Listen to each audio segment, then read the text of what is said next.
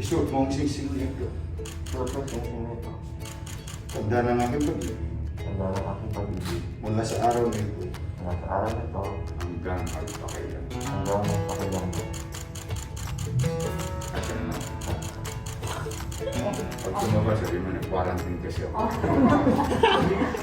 Tasting ito.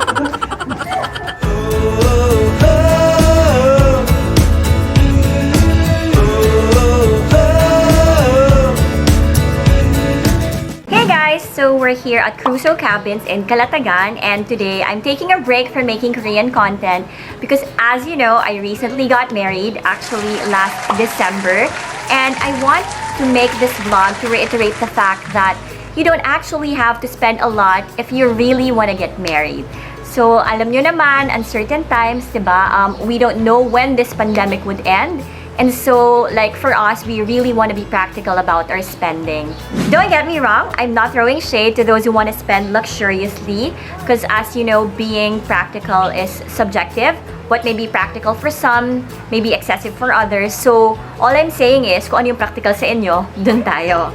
Like for our wedding, we really wanted a simple one. Simple ceremony, simple reception, and with just our immediate families. And we were able to do it, so I'm so happy. And the best part, ito talaga, the best part guys, we only spent less than 60,000 pesos. So, di ba ang bongga? And of course, I'm gonna break it down for you.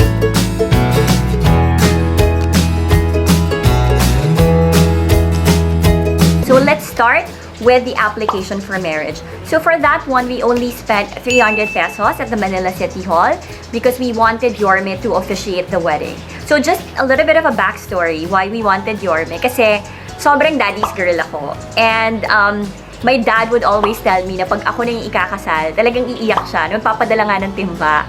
So since medyo idol niya si Yorme, actually hindi medyo, sobrang idol niya si Yorme, alam mo yun, gusto namin ng medyo pampalubag loob for him. So that's why we chose Yorme. And thank you, Miss Torres, for making it happen.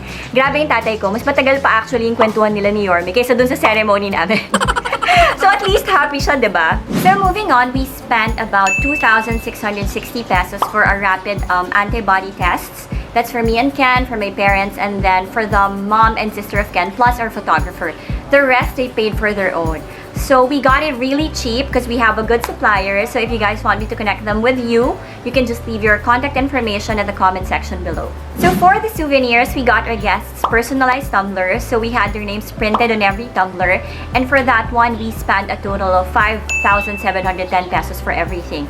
So kasama na doon the packaging, the printing, and then the tumblers we just bought on Lazada. So I included the link in the description section so you guys can just check them out. For my dress, because I wanted it to be very simple and classic, alam mo yon, on a normal day, I'm very maarte. But for my wedding, I wanted it kasi to be timeless. Alam mo yon, if ever magkaroon kami ng kids, if ever.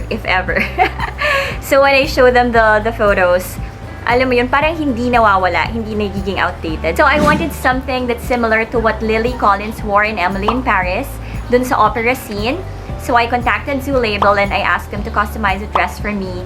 And it only cost me around 5,200 pesos. And I think na-achieve ko naman, diba? I hope! So anyway, as for my hair accessories like the veil and the head jewelry, I only bought it on Lazada. So it's like around 600 pesos.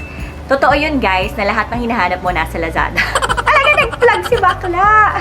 So moving on, my shoes are from Steve Madden and I bought it on Zalora. Sa 11/11 sale, ay naku, I love 11/11 sale talaga. And it's just 2,500 kasi nga sale siya. So it used to be around 4,000 and I got it for 2,500. So for Ken's suit and pants naman, I think he only got it for 5,000 pesos. Set na siya kasi he got it on sale din. I think that's the best time to buy stuff for the wedding kasi ang daming sale. Alam mo yun, may 11/11, kung ano-anong sale, Christmas sale. So, talagang nakakuha kami ng maraming magandang deals. So, for our photographer, we got Daniel Tan. I've known him for a long time and when I was still in Belo, he was one of our official photographers. So, alam ko talaga na maganda yung work niya. And ang nakakatuwa kasi dahil nga mahirap kumuha ng reception that would accept a lot of guests, sobrang laking tulong ni Dan because he's a one-man team. As in, yung trabaho ng tatlong tao, kaya niyang gawin na siya lang mag-isa and the results are so nice. So, syempre, hindi ko na i-reveal yung rate na binigay sa akin ni Dan dahil nga friends kami, syempre, friendly rate. Pero kayo na bahala mag-compute based dun sa mga prices na binigay ko. But thank you, Dan, so much. Our family loves you. Sana next time magkatrabaho tayo ulit. Anyway, moving on. For my makeup, I got my friend Chuchie Ledesma. She's so galing and we go way back. As in, matagal na RPN days pa lang. Friends na kami. So, ang gusto ko talaga sa kanya, aside from being a Korean culture fan, yes. Ang gusto ko talaga sa kanya, kunwari nagbigay ka ng peg, tapos feeling niya parang hindi babagay sa'yo yung look, magsasuggest siya ng iba. Para sure na doon sa day ng event mo, like for my wedding, alam mo yun, ikaw yung pinakamagandang version ng sarili mo. Naks! Pero totoo yun. So yung makeup ko, it was so simple. Actually, mas simple nga yun kaysa doon sa mga makeup ko pag kunwari pupunta lang ako sa work, ganon. But sobrang nice niya sa photo. So thank you so much, Chuchie. I love you, girl. Sarang eh. And for my hair, I got Rudolf Davalos. And I love him kasi ang bilis niyang magtrabaho. And talagang, alam mo yun, mabilis, pero kuha niya yung peg. Since I mentioned I wanted something similar to the look of Emily in Paris during the opera scene, so nagawa niya yung hair na yun na sobrang bilis. So thank you so much, Rudolf. And hindi ko na rin i-reveal yung rates nila kasi dahil nga friends, nakakuha rin ako ng friendly rate. So sobrang lucky ko lang din talaga to have friends in the industry. So thank you, Dan, thank you, Chuchie, and thank you, Rudolf, for making my wedding memorable and for making me beautiful. Thank you so much, guys. So last but not the least, for our reception, we chose Ilustrados in Manila. Kasi as I mentioned, mahirap nga humanap ng wedding reception na tumatanggap ng maraming tao and nag-accept ng kids.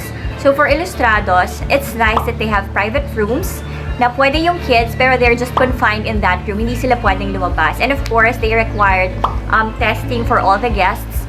So you would know na talagang lahat kayo na nandun, walang may virus. So it's very safe. And since we're only mga 15, so we only paid 20,000 pesos kasama na dun yung food and drinks. So, 'di ba? Ang bongga, ang laki ng natipid namin. So there. So if you tally everything, it's less than 60,000 pesos. Ang saya, 'di ba? Ang dami naming natipid. I know some might say na parang baka naman masyadong tinipid yung wedding. For us kasi, the wedding is just the first step. The marriage is the real deal. So we want to be practical about the wedding and then splurge on our marriage.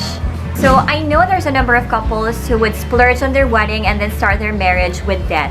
And that's okay kasi sabi ko nga kanya-kanya. But for us, we really wanted to start our marriage debt-free. So that's why we wanted a simple and practical wedding. So parang Koreans lang yan. Talaga nagpasok akong Korean content, diba? Anyway, kasi when Koreans get married, it's usually the guests who spend for the couple. So, ang normal na gift would be cash, and yung amount depends on your closeness dun sa bride or groom. And even the parents, pag kinasal yung anak nila, karamihan dyan, ang regalo sa kanila ay condo or apartment or bahay kasi they really want the couple to start the marriage financially well off. So, we wanted to do the same. Except for the fact that ayaw namin na yung magulang namin magbibigay sa amin ng bahay. Gusto naman namin kami yung magpupundar ng sarili naming bahay. So, that's it for today's vlog. I hope you guys learned a lot and I hope dun sa mga gustong-gustong magpakasal dyan but always thinking about the budget, I hope kahit papano na-inspire ko kayo to just go for it. Yun lang naman talaga yung goal ko. Alam mo yun, pag in love and gusto magpakasal, go for it. Hindi naman kailangan maging problema ang budget. So there, if you have any questions, please just leave them at the comment section below and I will try to answer all of them. So that's it for today's vlog. Magsuswimming muna kami, guys. So bye!